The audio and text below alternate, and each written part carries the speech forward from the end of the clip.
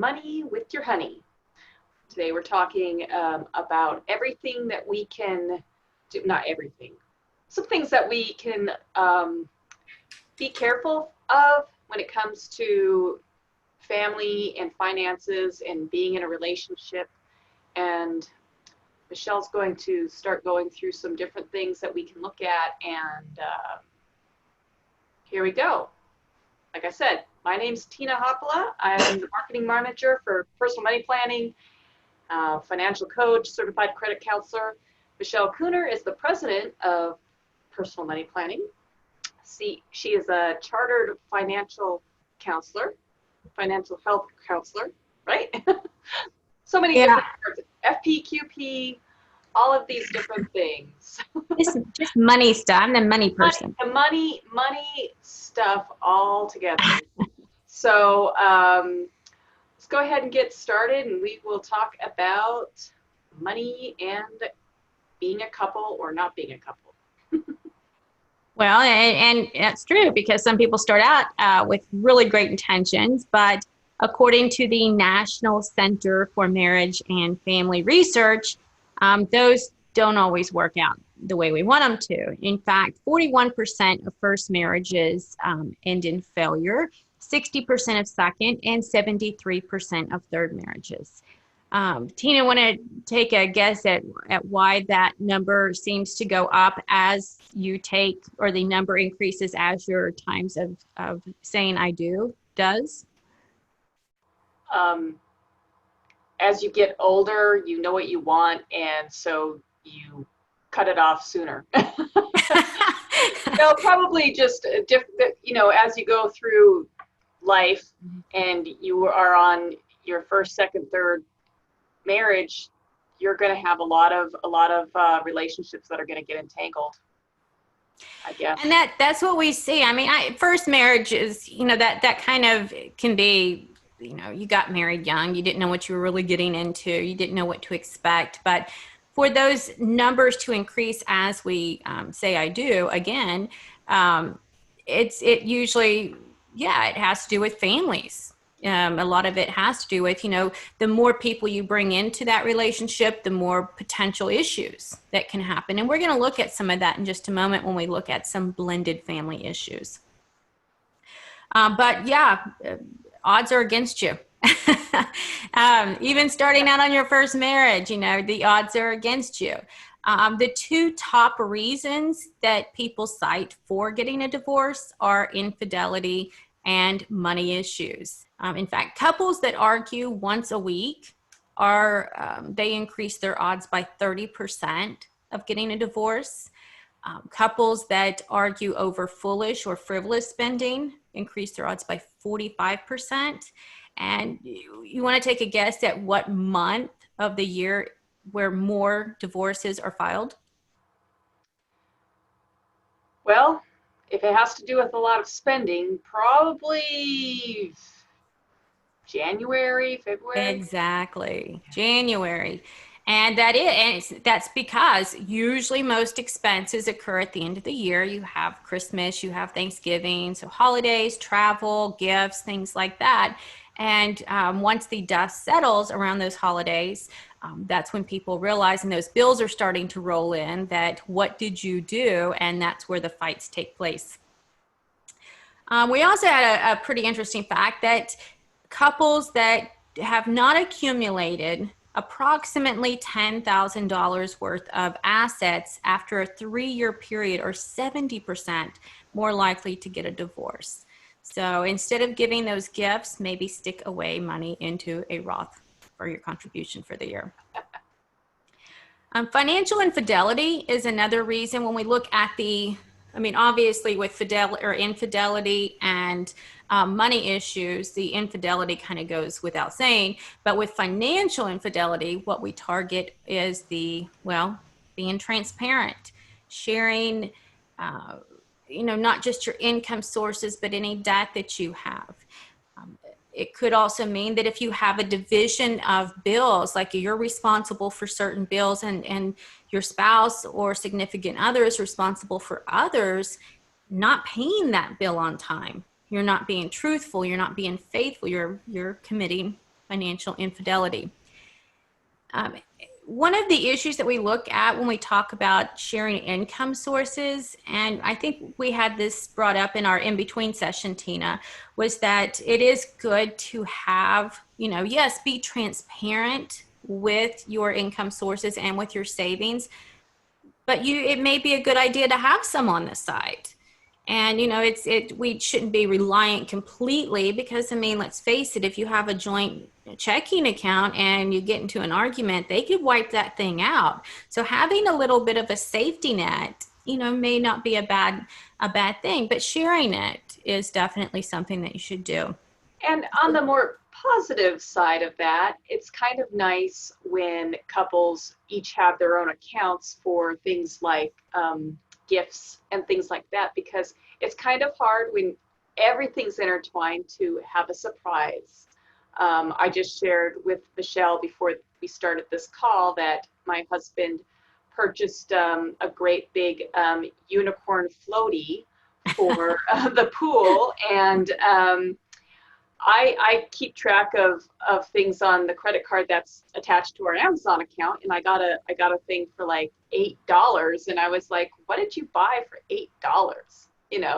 And he's like, "Oh, it's a surprise." So I didn't look too much into it, because I knew it was coming. But if he would have had that under his own credit card or his own account, he could have surprised me with the unicorn. There you go. And that's another good reason to have what we consider like a his, a hers, and an ours account. Yeah, and I think that kind of goes along with as time has went on, because really even up until the 1970s, women couldn't get certain kinds of loans and things like that without their husband's approval.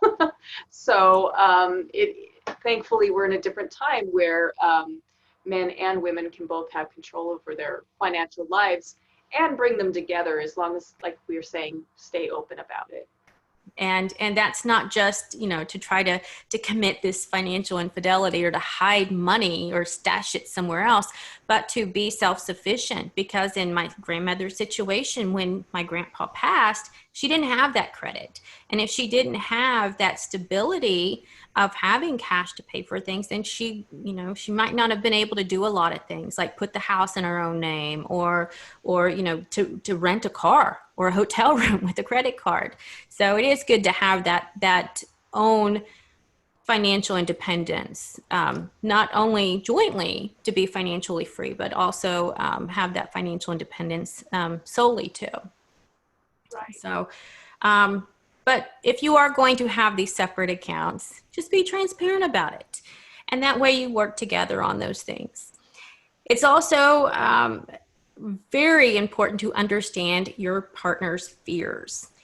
A lot of what financial literacy isn't just knowing the rules and regs and laws and ratios that you need to focus on, but it's also the gut and the feeling and the personality and the traits that you have. And a lot of these things we pull from our pasts with our upbringing, how our families dealt with money, how if we've been in a personal situation where we have almost lost it all and, had to crawl back out or claw back out of that, we do have a little bit more apt to maybe want a safety net there, a bigger net.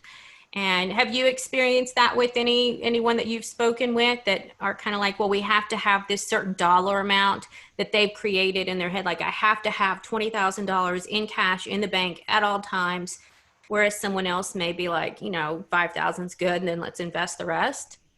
Right. I think it has to do with you get something in your mind for whatever reason, like you had just said, and that's what you are.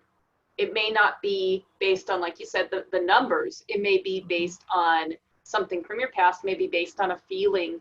And so understanding where not only you are coming from, but where your partner's coming from, is really important when you're trying to work, eventually toward some goals together for your finances.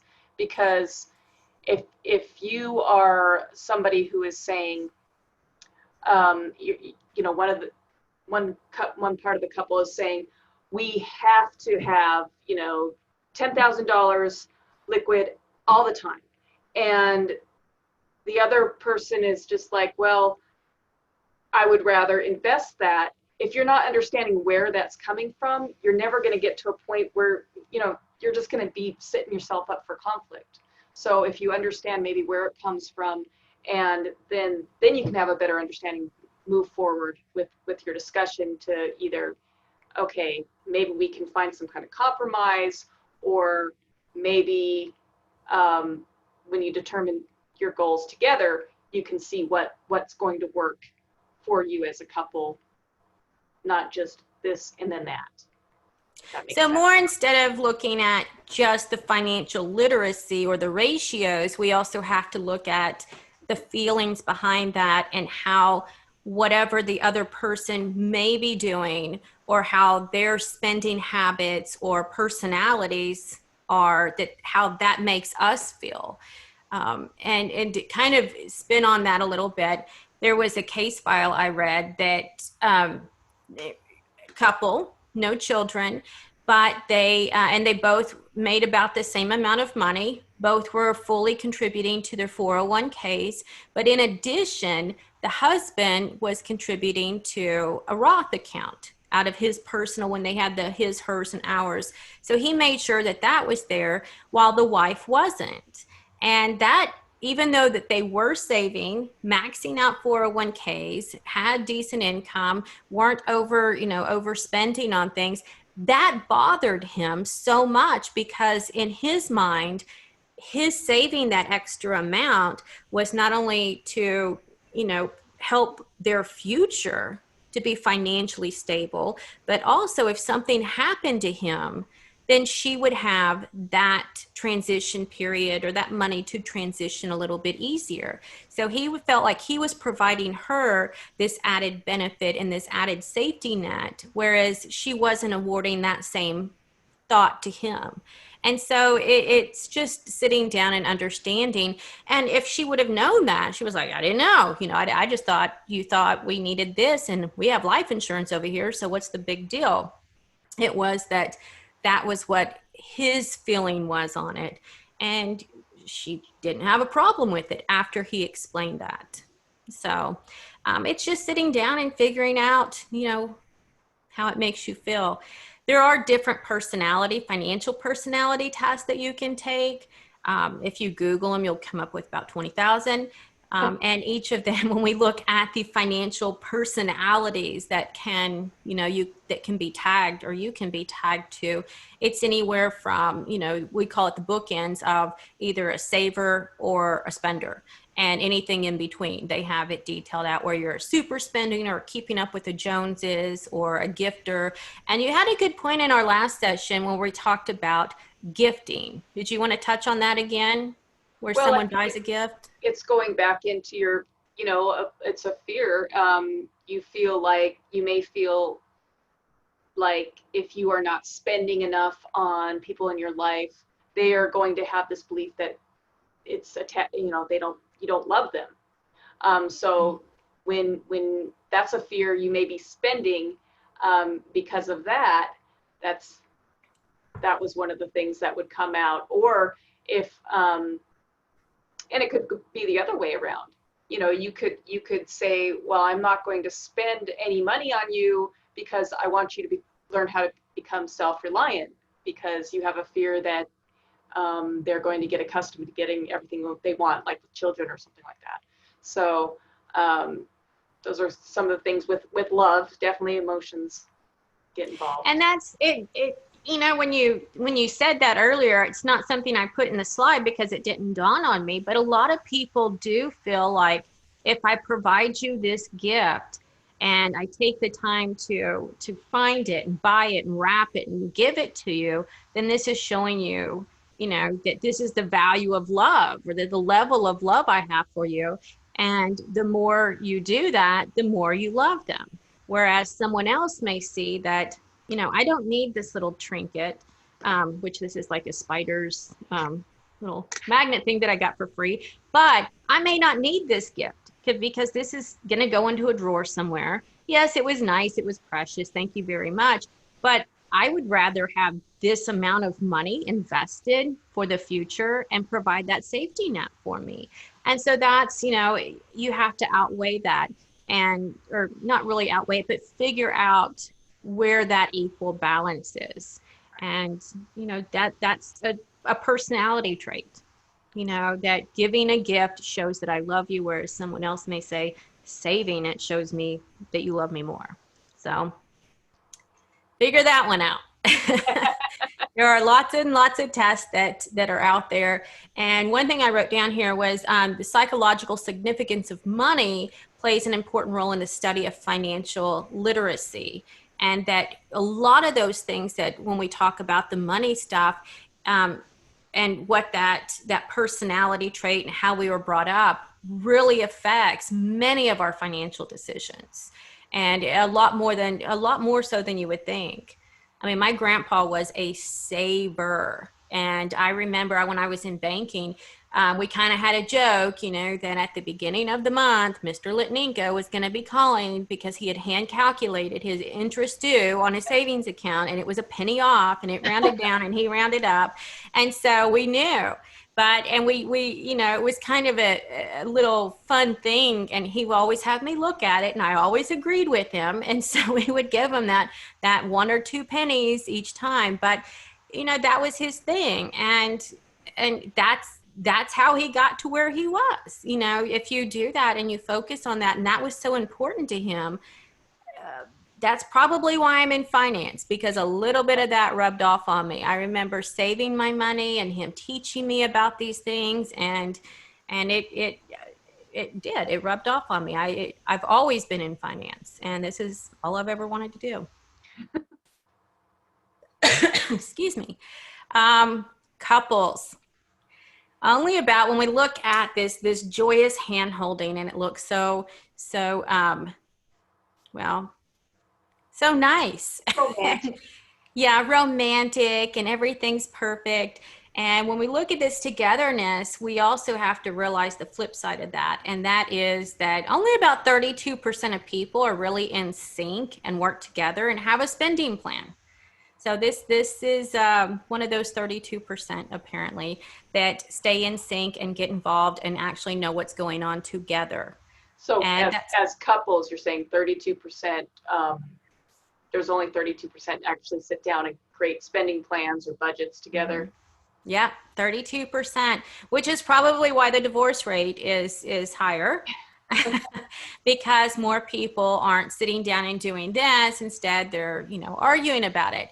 But get involved and know what you have. It doesn't mean when we talked to someone earlier, he had brought up, well, my wife, I had her come into the office one time and she was going to help me write out bills. And she said that was the most, painstaking task she could have done. She's like, and she's never done it again. That one day it did her in.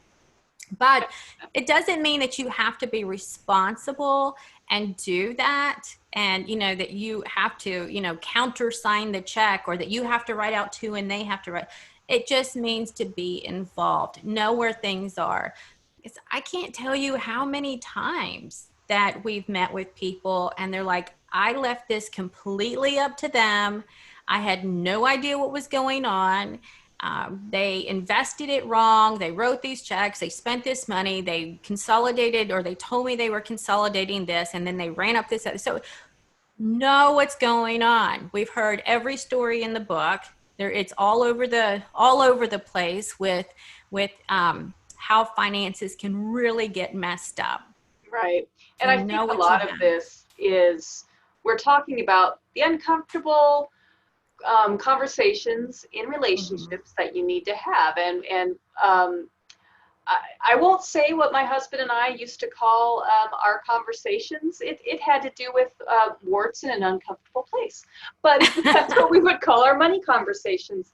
But, just like your health and other things, you have to discuss it. And you have to discuss, things like your wills and where the money is and things like that. And we do offer access for our clients to a thing called Everplans, which is a place that you can have all of this together in one spot. And I think if you work together by setting that up, a lot of these conversations are going to happen so that you can do what's on this next slide and develop and work towards your goals together.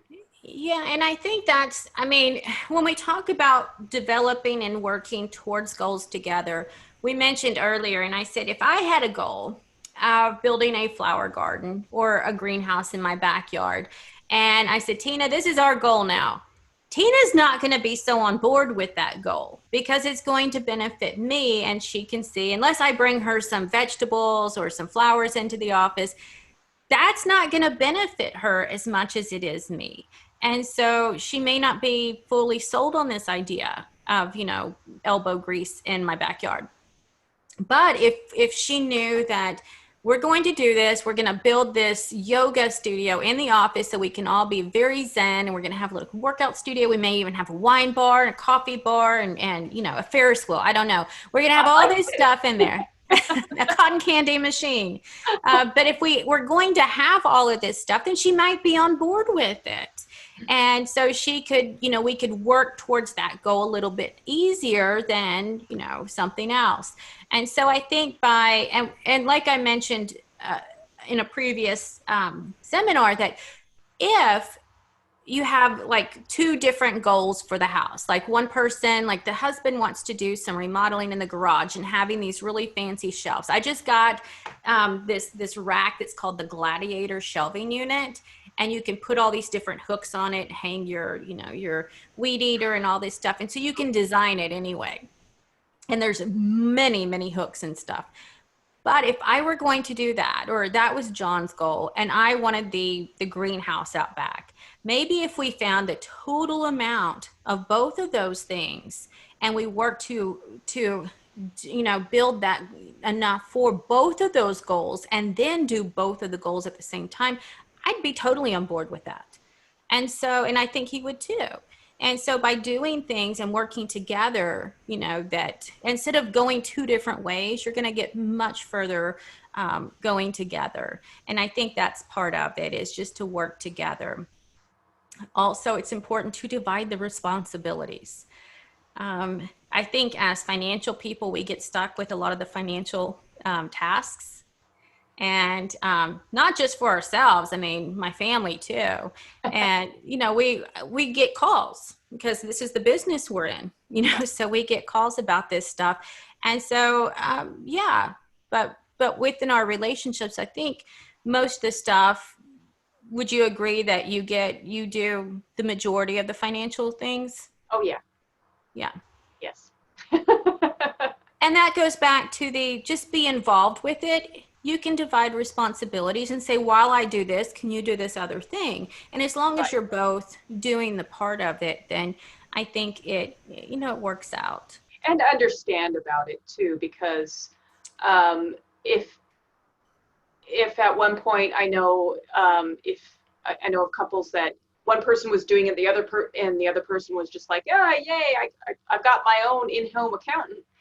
And if it gets overwhelming because they feel like they're doing it all on their own, that's going to be one thing that's going to cause conflict. So as long as you can sit down with your partner and say, okay, here's why I'm overwhelmed. I'm doing all of this, and you're not looking at your spending as much as I am, so you need to see what I'm dealing with.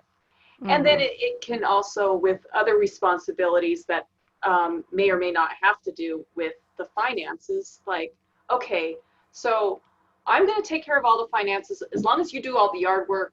I know how to mow the lawn, but I'm not going to, but at least I know how to get there. And that's kind of the same thing with the finances. As long as I know that my partner knows how to get into our accounts and knows about how much we spend each month on things, then we're good to go. And I think that's important as well. Even though one person may do the majority of it, most of the time. If something happened to you and you got into, like, what if you had, a disease that, or you had to be in quarantine for a few weeks and, or ventilated to where you're unconscious, then at least you know that you can rely on that other person to continue. They may have to pick it up for a bit, but at least they know what they're doing with it. And I think that that's part of it too. And we see a lot of this with older couples as well, that usually one handles the majority of it and the other is just like, whatever you want, you can figure it out better. You're smarter at this, so please run with the ball. And then if something happens to that individual, whether it's a cognitive impairment or an illness, then a lot of these things fall through the cracks. And that's what we want to make sure that, that doesn't happen. So divide the responsibilities. We've all seen, or most of us have, I don't know if some of some of the younger people that may be watching this would know who these people are, but this is the typical blended family. And when we mention the first couple of slides about that first marriage, second marriage, third marriage, this is what we're talking about. The more people you bring into a relationship, the more potential issues that can occur. And there's a number of reasons for this. First, blended family are just two separate entities that come together to form one. 40% of all new marriages are blended families. That I did not realize that was such a high number. In fact, 63% of women are in a blended family. So over half of all women, blended families. Obviously, there's some issues. And we need to, I don't want to say play with kitty gloves, but we have to realize that trust has been bruised pretty bad, because if it wasn't, you'd probably be in the first marriage, or the marriage before you came to this one. You probably wouldn't have gotten out of that if there weren't issues. And so trust has likely been bruised. You're dealing with more people, not just the kids, but you're also potentially having to deal with co-parents.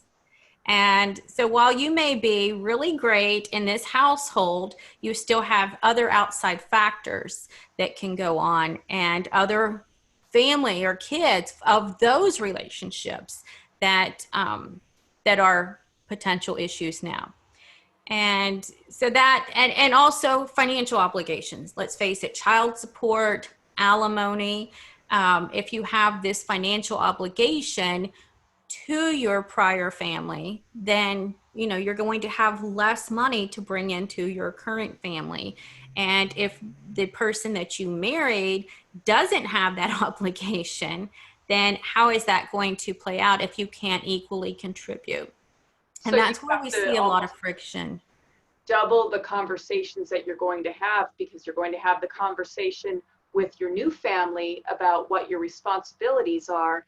And then you have to continue to have the conversations with, somebody you're co-parenting with, so that there's no surprises. Like, make sure that things are in a divorce decree that say, okay, this is going to be, college fund or other things like that.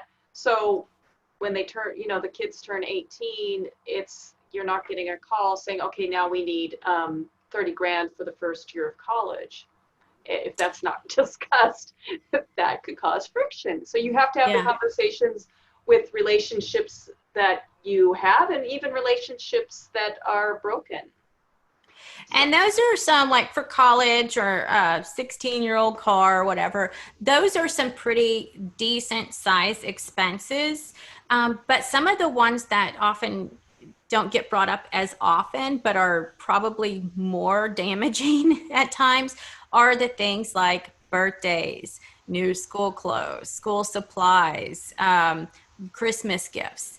And if you're coming from, let's say that you have an only child, and one of the parents are now in a new relationship where there are multiple children, and that only child was used to getting a little bit spoiled, having to now try to say, I can't spend $500 or $1,000 at Christmas on this child because I can't really spend that same amount on these new 3 children. We don't have $4,000 to spend between them on Christmas. Are we going to reduce this, or are we going to increase this? And what are you going to do with that? It's hard to, it's absolutely great if you're receiving more benefit than you were normally getting, but to reduce that benefit is where we see those things. And they equate, going back to that personality side of it, are you equating that gift and the amount of a gift spent to the love? And that's where we see some feelings get hurt. Absolutely. Sadly, that's where we see that get hurt. There are also some other rules and factors to consider. I mean, like, what are the rules within the new family? I know I didn't get allowance for breathing. I mean, I actually had to do work. And when I say work, it wasn't like cleaning my room was something that I should already be doing. Picking up my clothes and putting them into the hamper is something that was something I should do for the privilege of having clothing. So those weren't things that I got paid for, but I had a chore chart. And if I met those, checked off those chores, then I would receive an allowance. And what is that allowance? Well, I know my friend, who was an only child, got much more than I got. And I have two siblings. And so she got a lot more than what I got. And was that fair? Probably not, because she did no work and she was one of the, just for breathing, you get an allowance. And she got a good amount and I didn't. And what are you going to do if the new family you're in decides that, no, we're not paying you for doing these things to help out in the house because you live here. You use the toilet, clean the toilet. You don't get paid for that. And when you're used to getting paid on this side, so that can cause a lot of friction as well. I have just a quick little story. It's kind of funny. For a short time when I was in high school, I'm actually the eldest of 5 children. They all came from one family, but my parents were divorced, and my mother was engaged to a man at one time who had 2 children. And when we all came together, they had totally different ideas about money. And one of the children was a year younger than me. I was a junior, he was a sophomore. And I was working in a fast food place trying to earn money to get a car. And he was like, I don't understand, you're 16, why didn't your mom just buy you a car? I'm like, well, she can't afford it and I'm the one who wants the car. And this was not something in his mind. He's like, no, your parents owe it to you. Your parents had you, so that is their responsibility to get you a car. And we were talking about when divorces and breakups happen, and it was around Christmas time because there was 5 of us and there was 2 of them, and they got like ski equipment. And so my mom kind of felt like I need to give the same kind of caliber of gifts to my 5 children. And she ended up taking out a loan for Christmas gifts. And I mean, even then I felt bad about it. I mean, I got a typewriter. I'm old. I got a typewriter for college. It had a little word processor thing in it. It was a Brother. I had it for 20 years afterwards. But yeah. So that was eventually that was a relationship that broke up because of that. So maybe we could edit that part out. But anyway.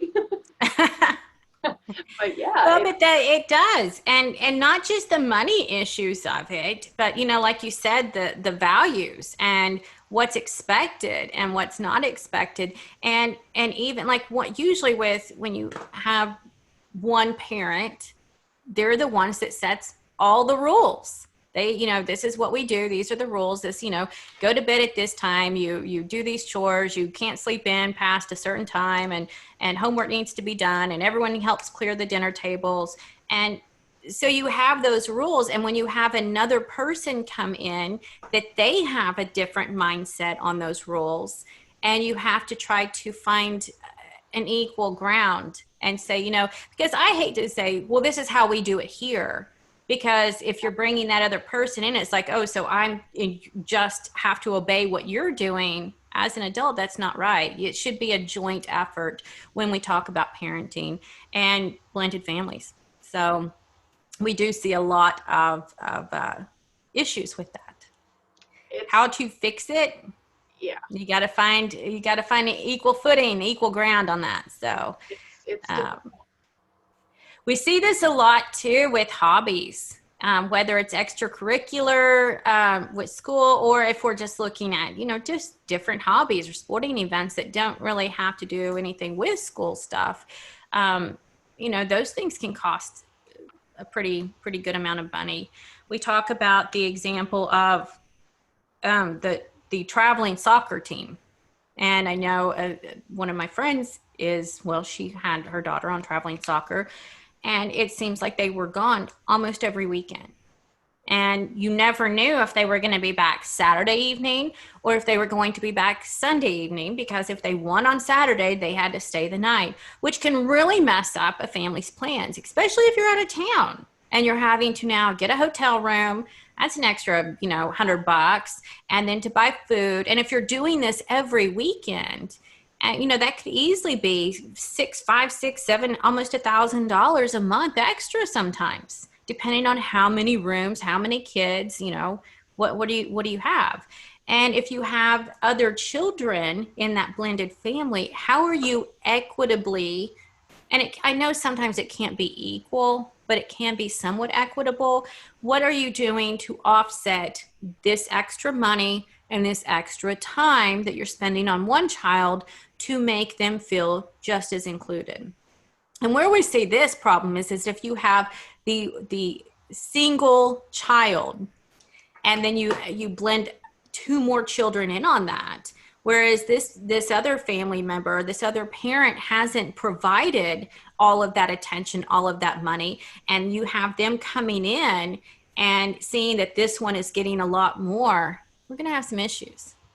It's going to have a lot of issues, because they're going to feel, like we said, equating money and time with love, that they're not loved as much, and that's going to cause some problems in the long run. To offset that, you can get financial therapy. Now, financial therapy isn't necessarily just a financial literacy problem. That's more of the coaching side of it. Let's figure out some plans here. Let's do this. Financial therapy is dealing with the financial emotional problem of it. And that's what we've been talking about, how it makes you feel, equating love to a dollar amount of being spent, equating how my fears dictate the financial decisions that I make, and how some of those personality traits really show us that, this is whether we're kind of a saver or spender. And if we are not in a relationship with someone that values those things that are valuable to us, how we're going to have problems. And it doesn't mean that you can't have a spender and a saver in the same relationship. It's just you have to know how to talk with them, how to understand them, and to really kind of know, okay, this is how they perceive what I'm saying. This is how they perceive what I'm doing. So maybe I can explain it to them a better way instead of just doing it. And I think we did something like this. I'm not sure if you were in this class, Tina, but at the Wizard Academy, were you there when we did the personality thing? I've been there for a different one. Yes. That was really helpful Yeah. to see, to understand, not just because I think when we take these personality profiles, and whether it's Myers-Briggs or if you're doing the color-coded red, blue, yellow, green, or whatever it is, we are learning more about us. You're learning, these traits are me. This sounds pretty accurate. But what we're not learning is how another personality perceives things, and how you can interact with that other personality. So if you know that someone is a spender, then sharing your thoughts on how that makes me feel and what you find important, and discussing that, doesn't mean they're going to be all of a sudden, a converted saver. It just means that y'all can communicate better and sharing those feelings of what your fears are, what your expectations are, and then coming together in the middle to make sure that both of you feel adequately safe. And I think therapy is a good way of saying, okay, financial therapy when you know you have maybe a financial problem in your relationship. But I also think that it is a good thing to do prior to, maybe moving in or getting married. Mm-hmm. So you have these things that you understand beforehand. So you get it out in the open first. We talk about other things that couples should talk about before they start off on a life together, like, do you want to have children, do you want is your career important to you, things like this. These are the money stuff is just as important, if not more. Oh, yeah. So this would be something that would be great for couples to develop beforehand. And if you don't, you still have the ability to find out later, rather than just feeling like, well, we're just fighting the same fight over and over. Sometimes, like you say, it's better to get another outside opinion. And we do see a lot of, and I know a lot of, whether it's churches or clergy members, they do what, it's almost like premarital counseling to go over a lot of these things. And, we kind of look at it as like, oh, no, we know we're in love. We want to be together. We're everything. That 41% doesn't apply to us. When in actuality, to do that and head it off, it's basically just preventative, therapy in a way. So by doing it ahead of time, it's probably going to save you a heck of a lot of money in the long run. So, but yeah, to prevent that type of stuff is, you don't really need a cast right now, but if you're not jumping off of I guess you could need a cast if you break a leg, but if you're not jumping off the house, off the roof, that's kind of preventing certain things too. So, yeah, just know what you're doing and kind of head some of those issues off before they become issues. A colonoscopy for your finances. I like that. Yeah. Okay, and we are doing, this is actually our fourth series that we've done, the fourth seminar that we've done. We've already looked at creating a spending plan, saving for emergencies, debt management, and next time we're going to be looking at credit scores. And this is, there's a few different ways that you can raise your score and legitimately raise your score. I've seen quite a few things out there that are like, here, pay us $50 or $100 a month and we'll jump your score up by, this many hundreds of points. And it may temporarily until the creditors figure it out. And then it's going to be right back on your report because they can come back and put that stuff on.